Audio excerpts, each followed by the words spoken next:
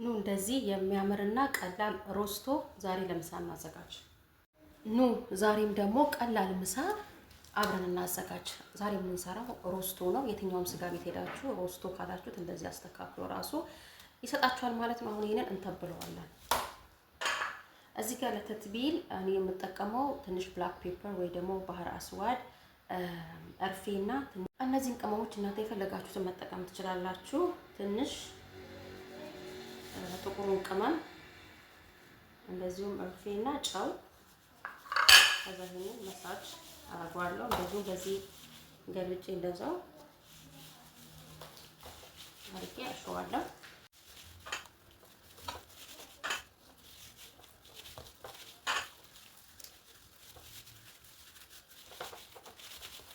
ይሄንን አሁን ትንሽ ወጋ እናደርገዋለን ቅመሙ በደንብ እንዲገባ። እንደዚሁም ደግሞ ነጭ ሽንኩርት ማረግ ከፈለግን እንደዚህ ማረግ እንችላለን። ካልፈለግንም ማረግ ይቻላል። ጣሙ ይቀየርልናል። እዚህ ጋር እንደዚህ አዘጋጅተን ጨርሰናል። አሁን ሄደን ትንሽ እንጠብሰውና ከዛ በኋላ ደግሞ እነዚህን ሮዝሜሪ፣ ቲማቲም፣ ነጭ ሽንኩርት እንደዚሁም ደግሞ ዝንጅብል የደረቀውን ካሮት እና የትኛውንም ጥሩ ጣዕም የሚሰጠን እንደ እርፌ መጥበሻ ወይ ደግሞ እንደዚህ አይነት ደስ መጥበሻ ላይ ኦሊቭ ኦይል ያዘጋጀነውን ሮስቶ እናረጋዋለን። ከዛ ይሄንን እያገላበጥን በደንብ አድርጎ ብራውን እንዲሆንልን እናረጋዋለን።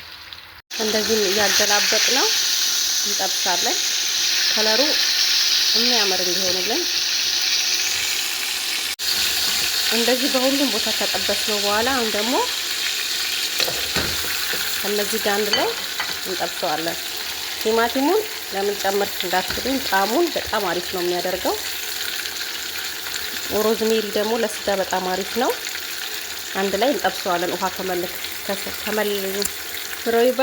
ከመከለሳችን በፊት ሽታው ዋው እንዴት እንደሚጣፍጥ ልነግራችሁ አልችልም። አሁን ውሃ በደንብ አድርገን እንከልሳለን። እንደ አንድ ላይ ከጠበስን በኋላ ውሃችንን እንደዚህ ጨምረናል። በደንብ ነው የጨመርኩት። ከድነውና ተዋሉ። በኋላ ላይ ልክ ሲፈላ ከላይ የማያስፈልጉ ነገሮችን እናነሳና ከ2 እስከ 3 ሰዓት ድረስ ጋዙን ቀንሰን በደንብ እንዲበስል እንተዋለን።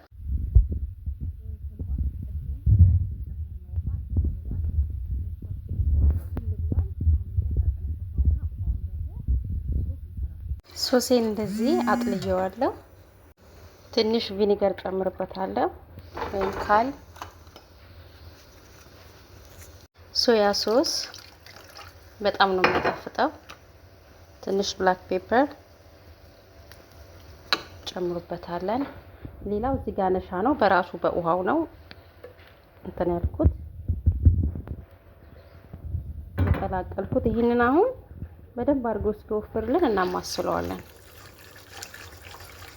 ይሄው ትንሽ ያዝ እያረገው ነው። አሁን ምን እናረጋለን? 1 ማንኪያ የሚሆን ቅቤ እንጨምርበታለን። ጨው ካስፈለገው እንጨምራለን። እኔ ግን ቀምሼው ቅድም ሮስቶ ላይ ጨመርነው በቂ ስለሆነ አልጨምርበትም። እንደዚህ ከተንተከተከልን በኋላ አሁን ባሪፉ ደርሶልናል። እንዴት እንደሚጣፍጥ ጋይስ አትጠይቁኝ። ሮዝሜሪው፣ ሽንኩርቱ፣ ቲማቲሙ፣ የስጋው በቃ ቅቤው አንድ ላይ እንዴት እንዳጣፈጠው ልነግራችሁ አልችልም። ይሄንን እናወጣለን። አሁን መጨረሻ ላይ የምናረገው ውዶቼ ደግሞ በመጥበሻ ላይ ትንሽ ቅቤ እናረግና እናቀልጣለን። 2 ፍሬ ሽንኩርት አንድ ላይ ጥብስ እናረገዋለን። አሁን እንደዚህ ሮስቷችን የሽንኩርቱንና የቅቤውን ጣዕም እንዲወስድ እያገላበጥን ትንሽ እንጠብሰዋለን። እንደዚህ እያገላበጥን ከጠበስነው በኋላ ሮስቷችን ደርሷል። አሁን እናቀርባለን። ውዶች ይሄው አብረን የሰራ ነው ሮስቷችን። አሁን ማቅረብ ብቻ ነው የቀረው። እንደዚህ ላሳያችሁ። አሁን ምንድነው የምናደርገው? መጀመሪያ ክሩን እንቆርጠዋለን።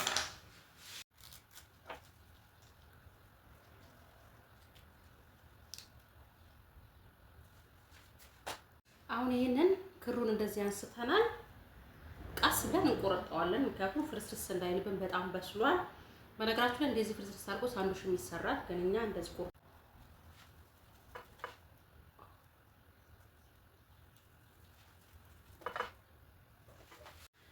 ውዶቼ እንደዚህ ቆራርጫለሁ ነው። አያችሁት ስጋው እንዴት እንደበሰለ። በምትፈልጉት መልኩ ወይ ደግሞ ከፈለጋችሁ ከዚህ በላይ ምስስ ቆራርጥ ትችላላችሁ። እና ደግሞ ሌላው ላይ ያሳየዋችሁ ነው እዚህ ጋር እነዚህን ቼሪ፣ በቆሎ፣ ካሮት እና እነዚህን ቀቅዬ በኤር ፍራየር እንደዚህ አብስዬያቸዋለሁ። ትንሽ ቅመማ ቅመም ጨምሬባቸዋለሁ። በጣም ነው የሚጣፍጡት። አሁን ከዚህ ጋር እናቀርባለን እየበላችሁ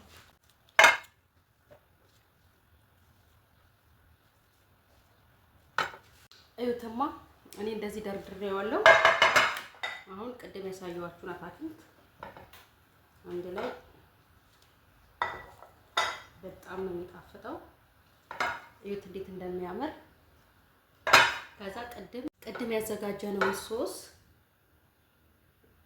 የምንፈልገውን ያህል እንጨምራለን። ጋይስ የሚጣፍጥ ሮስቶ ምግብ ቤት በልታችሁ ከሆነ በዚህ መልኩ ነው የሚሰሩት። እዩትማ እንዴት እንደሚያምር እዩት። እንቀምሳለን፣ ችግር የለውም በእጃችን። ይኸውላችሁ እንዴት እንደበሰለ ፍርክስክስ ነው። ይሄን ሳንዱሽ መስራት ይቻላል። አታፍርቱ ውዶቼ። እንዴት ነው የዛሬው ምሳ? ወደዳችሁት? ከወደዳችሁት ኮሜንት ላይ ጻፉልኝ። ደግሞ እኔን ፎሎ እና ላይክ ማድረግ እንዳትረሱ። ለራሳችሁ ስለሚጠቅማችሁ ነው ከፈለጋችሁ። ለማንኛውም በሌላ ቪዲዮ እስክንገናኝ ባይ ባይ።